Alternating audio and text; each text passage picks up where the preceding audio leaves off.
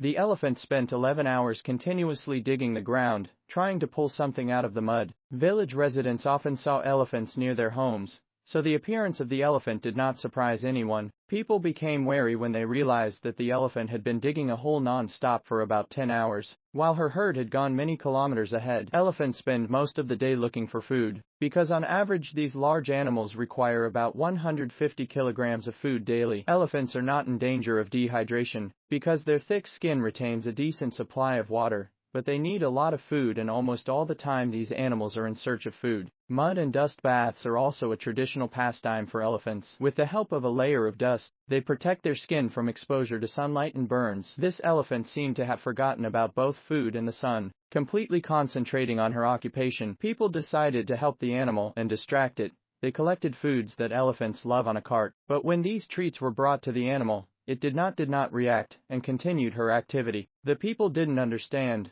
what was happening, so they just waited. Finally, the elephant saw the food and approached the cart. While the animal was distracted, people had the opportunity to satisfy their curiosity and looked into the hole. It became clear why the elephant was digging so enthusiastically. There was her baby in the hole, who fell there. The animal tried to free the baby from captivity, but only made things worse, because by waving her trunk she pushed the dirt and earth back into the hole. People wanted to help. At the same time they understood that they needed to do their job quickly and quietly, without attracting the attention of a large elephant, and also, trying not to touch the baby, because his parent may perceive this as a threat. People realized that they needed to move the sand that had accumulated on the edge of the hole, because while digging, the elephant threw it down. Having removed everything unnecessary, people took the cart with food, and the elephant immediately returned to her occupation. People stood nearby and waited, sincerely hoping that everything would end well. It took 11 hours, but the mother reached her baby and hugged him with her trunk. The baby elephant was exhausted and scared,